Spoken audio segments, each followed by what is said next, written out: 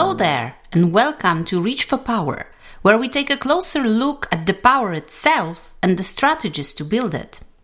We also analyze various roadblocks, self-limiting beliefs and behaviors that might be jeopardizing your potential. I am your host, Monika Kruk, and in this episode, we will focus on dealing with toxic coworkers. Why it might be an important point to discuss, you say? Well, toxic coworkers can have a profound negative impact on the workplace, affecting morale, productivity, and overall well-being. Their presence can create a toxic environment characterized by tension, distrust, and low morale among team members. Constant exposure to gossip, negativity, and interpersonal conflict can erode trust and collaboration, hindering teamwork and impeding progress on the projects. Moreover, toxic coworkers may foster a culture of fear and insecurity, as colleagues become wary of their actions and motives, leading to decreased job satisfaction and increased stress levels amongst everybody. Furthermore, they can undermine organizational goals and performance, creating obstacles to effective communication and collaboration. Their disruptive behavior can derail projects, lead to missed deadlines, and compromise the quality of the work produced. Additionally, they may contribute to increased turnover rates as employees seek to escape the negative atmosphere, resulting in decreased productivity and increased recruitment and training costs for your organization. Overall, the presence of toxic coworkers not only damages individual well-being, but also poses significant challenges to the overall health and success of the workplace. Okay, so what are the common types of toxic coworkers that you can meet in your workplace? Type number 1, the gossip. This coworker constantly seeks out and spreads rumors, personal information, or hearsay about other colleagues. They thrive on drama and may exaggerate or fabricate stories to garner attention or manipulate situations.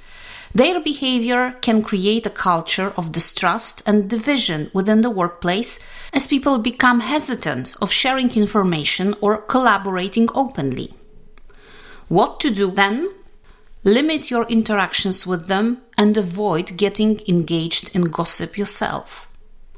Redirect conversations to work-related topics or politely excuse yourself if the conversation turns gossipy. Last but not least, if the gossip directly affects you, address it assertively, expressing your discomfort and emphasizing the importance of maintaining a positive and professional work environment. Type number 2, the negativist.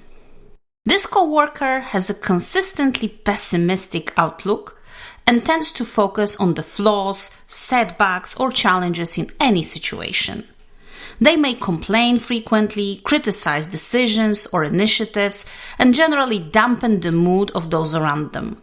Their negativity can be contagious, draining the energy and motivation of their coworkers and hindering morale and productivity. What to do?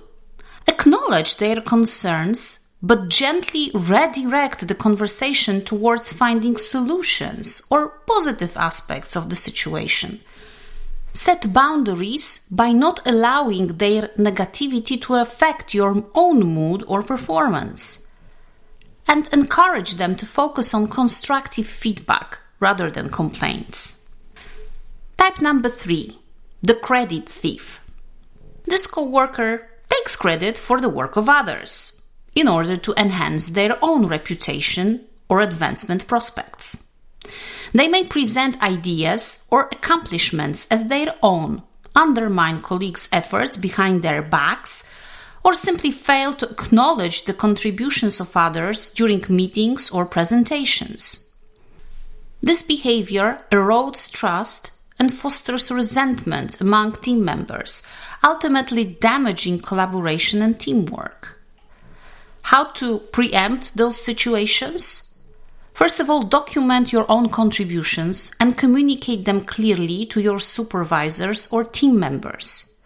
If they take credit for your work publicly, diplomatically correct the record or assert your contribution in a professional manner. Consider discussing the issue directly with them or involving a supervisor if the behavior persists.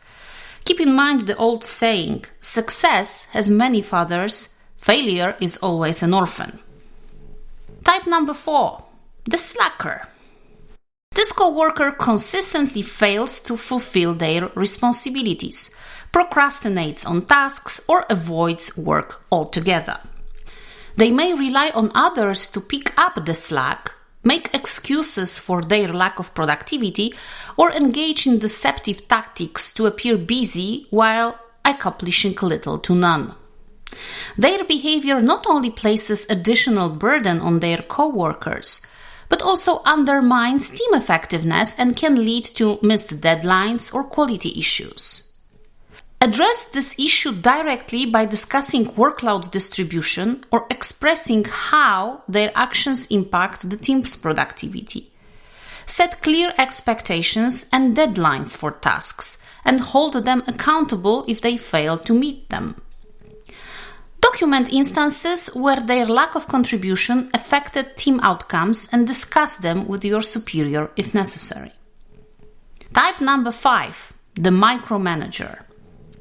This coworker has a controlling demeanor and a tendency to excessively monitor or interfere with the work of others.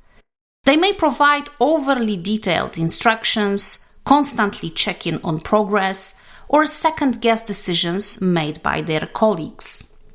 Their micromanagement can breed resentment, stifle creativity, and impede productivity by undermining trust and autonomy among team members.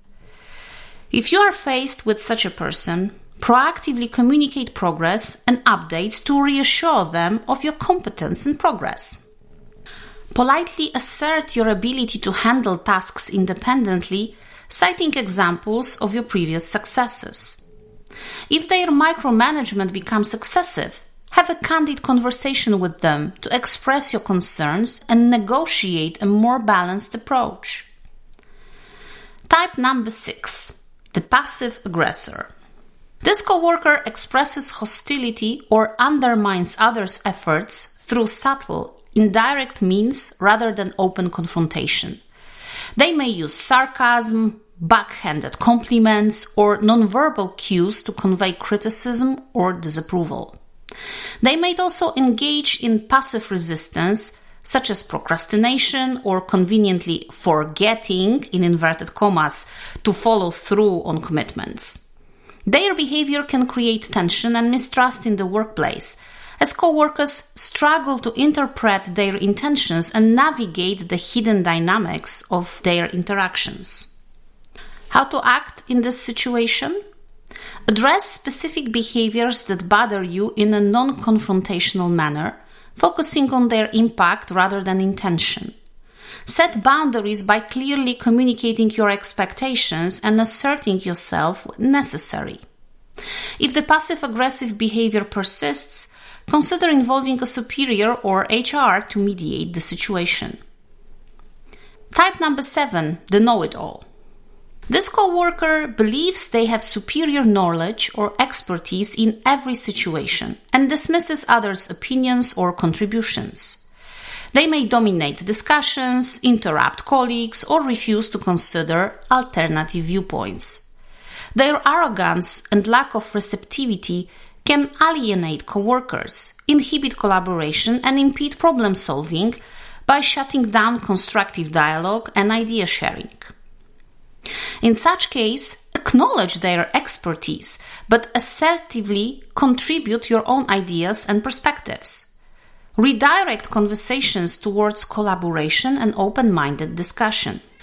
If necessary, address their behavior directly, emphasizing the importance of valuing diverse viewpoints and fostering teamwork.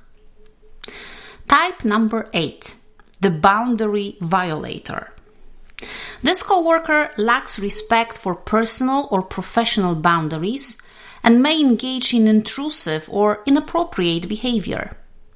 They may invade others' personal space, pry into their personal lives, or ask probing or insensitive questions. Alternatively, they may overstep professional boundaries by meddling in others' work, disregarding confidentiality, or making inappropriate comments or jokes. Their behavior can create discomfort, undermine trust, and damage relationships in the workplace. In this case, firmly but politely establish and enforce your boundaries. Redirect or deflect intrusive questions or comments without engaging in personal or sensitive topics.